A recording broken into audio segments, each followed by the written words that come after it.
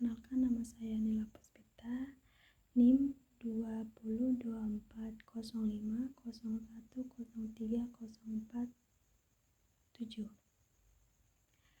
Baik, saya akan mempresentasikan materi pengantar akuntansi.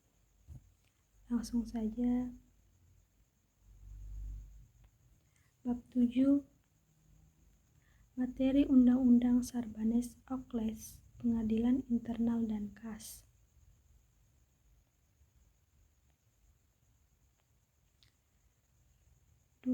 Pengertian Undang-Undang Sarbanes-Okhles. Undang-Undang Sarbanes-Okhles adalah undang-undang yang disahkan pada tahun 2002. Undang-undang bertujuan untuk meningkatkan transparansi dan akuntabilitas dalam laporan keuangan perusahaan publik setelah sejumlah skandal keuangan besar seperti Enron dan Verdeom. 1. Skandal keuangan 2001 dan 2002.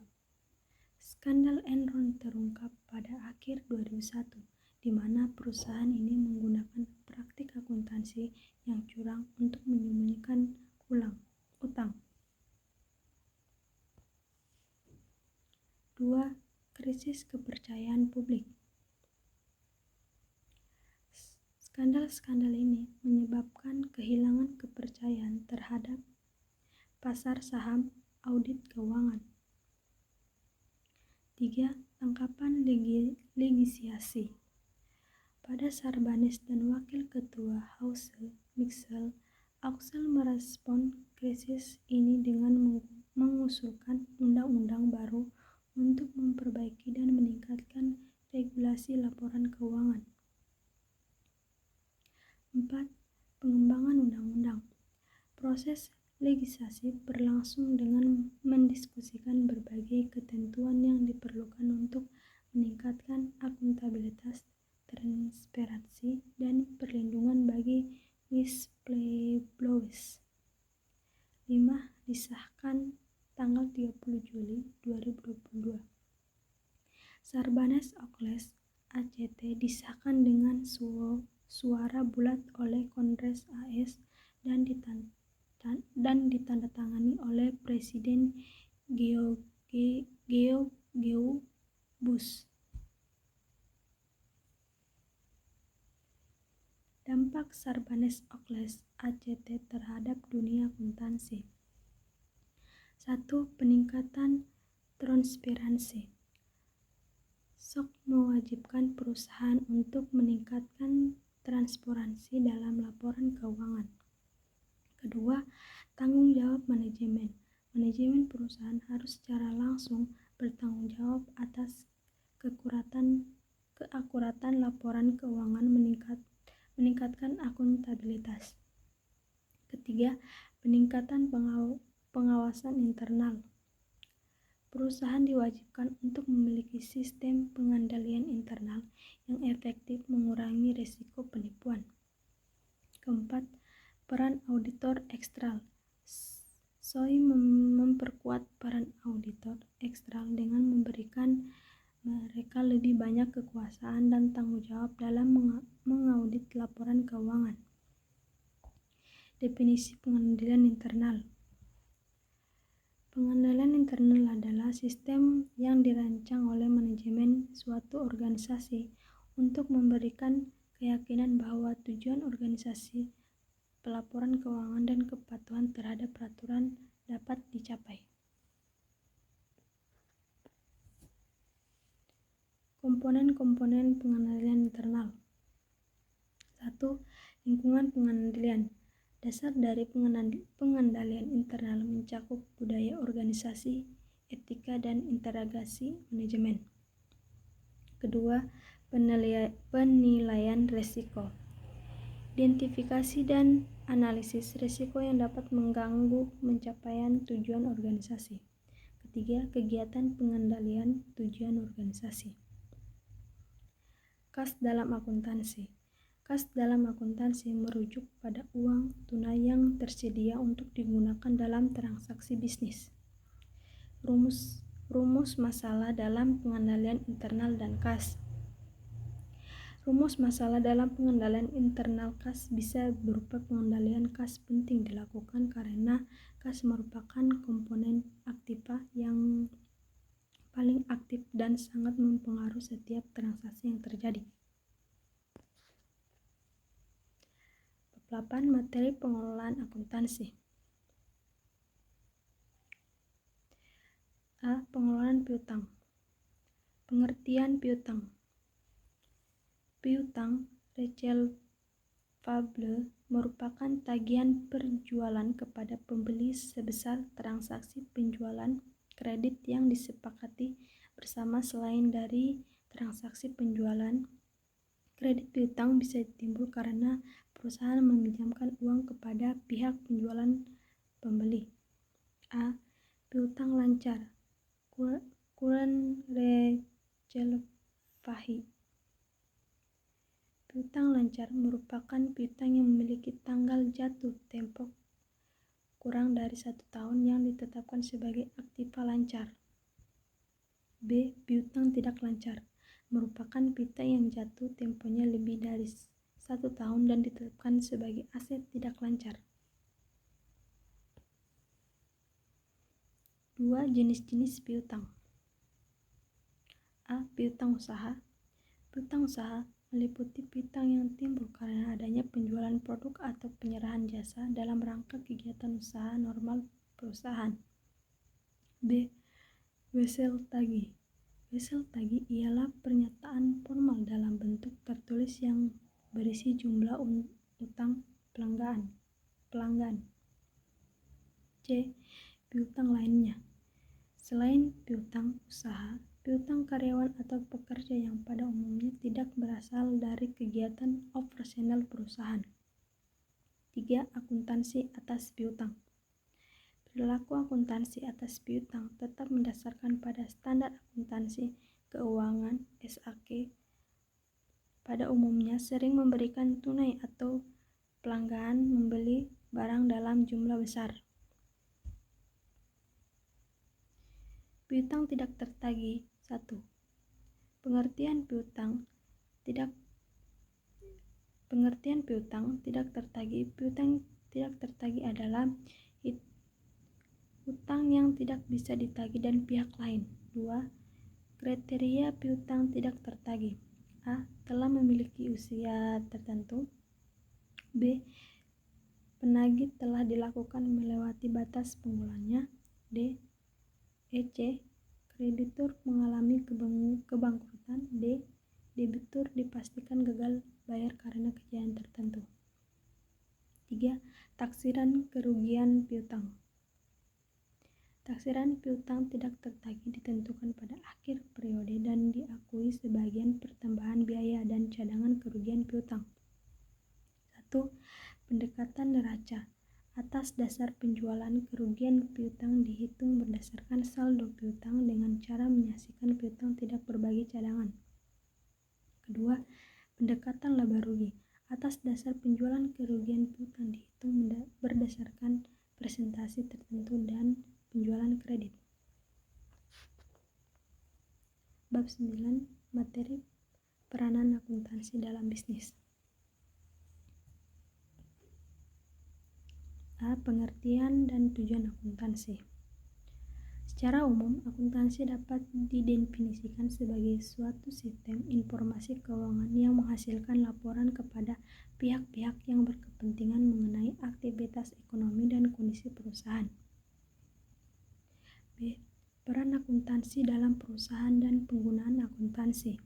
Secara garis besar, pihak-pihak yang memerlukan informasi akuntansi dalam perusahaan adalah 1. Manajemen. 2. Investor. 3. Kreditor. 4. Instansi pemerintah. 5. Organisasi nirlaba. 6. Organisasi lainnya. C. Profesi akuntansi. 1. Akuntansi publik berkenan dengan pelayanan jasa akuntansi bagi masyarakat. 2. Magang akuntansi jasa yang bekerja dalam perusahaan swasta.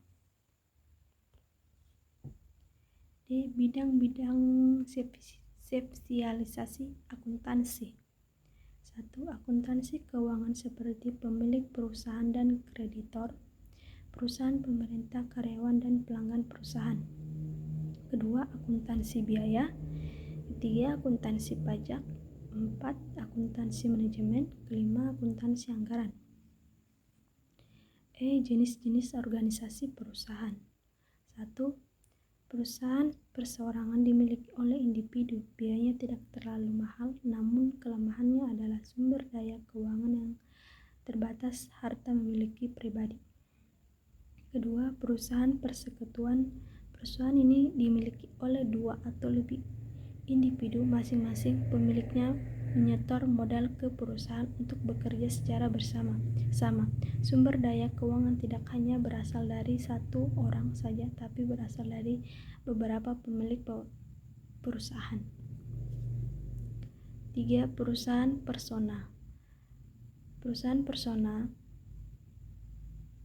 persona sering disebut juga koperasi perusahaan. Ini dibentuk berdasarkan peraturan pemerintah sebagai suatu bahan hukum. G. Transaksi bisnis perusahaan. Sebagian sebuah organisasi yang berorientasi pada perolahan laba, perusahaan akan berusaha untuk menghasilkan barang atau jasa untuk dijual ke konsumen dengan harga tertentu hingga perusahaan mendapatkan keuntungan. Bab 10. Materi akuntansi aset terwujud. Definisi aset tak terwujud. Aset tak terwujud adalah aset non-monetel yang tidak memiliki wujud fisika namun dapat diidentifikasi dan dikendalikan oleh entitas. Aset ini dapat digunakan untuk menghasilkan barang atau jasa untuk tujuan lainnya. Klasifikasi aset tak terwujud. Pertama, berdasarkan cara perolehan. Kedua, berdasarkan umum manfaat. Ketiga, berdasarkan kemampuan identifikasi. Pengakuan dan pengukuran aset tak terwujud. Pengakuan dan pengukuran aset tak terwujud merupakan bahwa tersebut dicatat secara akurat dalam laporan keuangan. Pelaporan aset tak terwujud. Pelaporan aset tak terwujud dalam laporan keuangan tertujuan untuk memberikan informasi yang transparan dan akurat kepada para pemangku kepentingan mengenai nilai dampak aset-aset tersebut pada kinerja perusahaan. A. Informasi yang dianggapkan dalam laporan keuangan. B. Laporan manajemen. C. Contoh pengungkapan dalam laporan keuangan.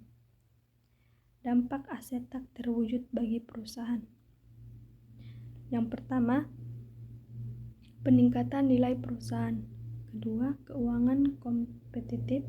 3. Pendapatan dan keuntungan. Keempat, inovasi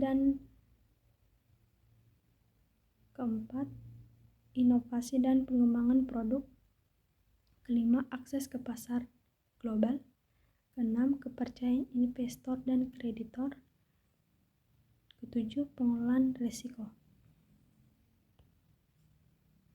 Bab 11. Materi akuntansi liabilitas. A. Pengertian liabilitas adalah liabilitas sebuah kewajiban yang harus dibayar oleh sebuah perusahaan pada pihak yang bersangkutan dengan cara mengeluarkan sejumlah dana atau sumber daya ekonomi. Perusahaan tersebut, umumnya perusahaan, akan mengambil liabilitas guna mendukung segala kegiatan operasional ada dalam bisnisnya. B. Jenis-jenis liabilitas. 1. Liabilitas jangka pendek. Cerung liabilitas. Liabilitas merupakan kewajiban perusahaan yang harus dibayar dalam jangka waktu singkat, umumnya kurang dari 1 tahun. 2. Liabilitas jangka panjang. Liabilitas jangka panjang atau long term liabilitas juga dikenal sebagai liabilitas tidak lancar. Kewajiban dalam kategori ini memiliki tempo pelunas lebih dari 1 tahun. Ketiga, liabilitas kontingensi. Liabilitas kontingensi adalah jenis kewajiban perusahaan yang muncul dalam kondisi tertentu. C. Pengakuan dan pengukuran liabilitas. 1. Pengakuan liabilitas. Pengakuan liabilitas terjadi pada saat entitas memiliki kewajiban hukum atau kewajiban konstruktif sebagai hasil peristiwa masa lalu. 2. Pengukuran liabilitas. Liabilitas umumnya diukur berdasarkan biaya historis, yaitu jumlah yang harus dibayar atau nilai sekarang dan dari kewajiban tersebut. D. Pelaporan liabilitas dalam laporan keuangan. 1. Liabilitas lancar. Kewajiban perusahaan dibayar dalam jangka waktu kurang dari 1 tahun seperti per bulan, per kuartal, atau per semester. Kedua, liabilitas tidak lancar. Kewajiban perusahaan yang harus dibayar dalam jangka waktu yang lebih lama, yaitu dalam satu siklus laporan keuangan perusahaan. E. Contoh penerapan dalam kasus nyata. Pertama, utang usaha. Kedua, pinjaman bank. Ketiga, gaji yang harus dibayar. Keempat, pajak terutang. Kelima, obligasi. 12. Materi akuntansi penggajian. A. Tunjang karyawan. 1. Akuntansi penggajian menggunakan register gaji. Akuntansi penggajian adalah sistem pelacakan dan pengeluaran bisnis yang terkait dengan penggajian. Pertama, dokumen pendukung perubahan gaji dan upah. Kedua, kartu jam kerja. Ketiga, kartu jam kerja. Keempat, daftar gaji dan daftar upah. Kelima, rekap daftar gaji dan rekap daftar upah. Keenam, surat pernyataan gaji dan upah. Ketujuh, amplop gaji dan upah. Kedelapan, bukti kas keluar. Fungsi terkait. Pertama, fungsi pegawaian. Kedua, fungsi pencatatan waktu hadir. Ketiga, fungsi pembuat daftar gaji dan upah. Keempat, fungsi akuntansi. Laporan yang dihasilkan dalam sistem akuntansi penggajian. Pertama, laporan biaya gaji. Kedua, laporan prestasi kerja karyawan. Ketiga, laporan prestasi kerja dapat teman. Kedua, jurnal umum. Pengertian jurnal umum. Jurnal umum atau jurnal transaksi adalah catatan yang sistematis dan kronologis dan dari transaksi finansial dengan menyebutkan perkiraan yang akan didebit dan dikredit dengan jumlah masing-masing dan keterangan singkat dari transaksi tersebut.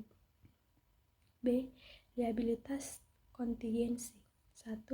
Akuntansi untuk liabilitas diestimasi dan kontingensi. Liabilitas diestimasi adalah kewajiban yang jumlahnya belum pasti tetapi dapat diperkirakan secara wajar berdasarkan informasi yang ada. Bab 13. Materi akuntansi untuk persekutuan. Pengertian persekutuan. Persekutuan partner merupakan gabungan antara dua orang atau lebih yang memiliki dan menjalankan usaha mendapatkan laba. Pembentukan persekutuan. Pertama, tanggung jawab tentang mutual agent. Kedua, jangka waktu hidup yang terbatas, limit life. Ketiga, tanggung dari utang. Persekutuan yang bersifat tidak terbatas, unlimited liabilitas. Keempat, kepemilikan bersama atas aktiva owned of interest in passive. Kelima, pembagian laba dan rugi. Persekutuan menciptakan ini berticiptial ini Berinsip Profis. Unsur pokok persekutuan. Gabungan atau asosiasi para sekutu pemilikan dapat pengelolaan bersama tujuan untuk memperoleh laba. Persekutuan dapat dikelompok menjadi dua, yaitu persekutuan firma adalah persekutuan yang didirikan atau diadakan untuk menjalankan perusahaan dengan menggunakan nama bersama, di mana sebuah sekutu perusahaan dengan menggunakan nama bersama, di mana sebuah sekutu bertanggung jawab penuh dan biasanya ikut aktif mengelola perusahaan firma secara luas, dapat digunakan untuk kantor hukum atau kantor akuntansi. Kedua, persekutuan komanditer CP. Suatu bentuk perjanjian kerjasama untuk bersuara di mana salah satu atau lebih dari anggotanya bertanggung jawab untuk terbatas. A.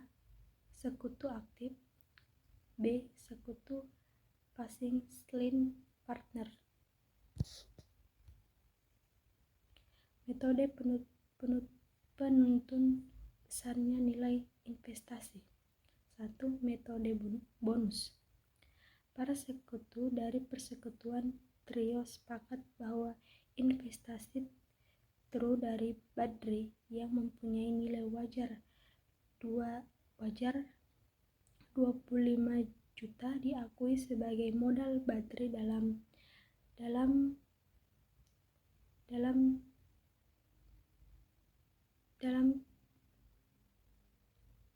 pembukaan persekutuan trio sebesar 30 juta. Dengan demikian Badri akan mendapatkan bonus 5 juta, sedangkan Heri dan Leli sepakat untuk mengurangi saldo modal mereka masing-masing sebesar 2.500.000 sebagai kompensasi bonus yang mereka berikan kepada Hadri. Jurnal untuk yang dibuat: modal Heri 2.500.000, modal Leli 2.500.000, modal Badri 5 juta. 2. Metode goodwill. Misalnya nilai lebih dari truk sebesar 5 juta diakui sebagian goodwill, maka jurnal yang dibuat goodwill 5 juta, modal Badri 5 juta untuk membuktikan adanya goodwill atas Badri. Misal truk dinilai lebih rendah dari nilai wajar terbesar 5 juta, maka jumlahnya modal 3, modal Badri 5 juta, modal Heri 2.500.000, modal Leli 2.500.000. Baik, itulah tadi presentasi saya. Saya akhiri. Assalamualaikum warahmatullahi wabarakatuh.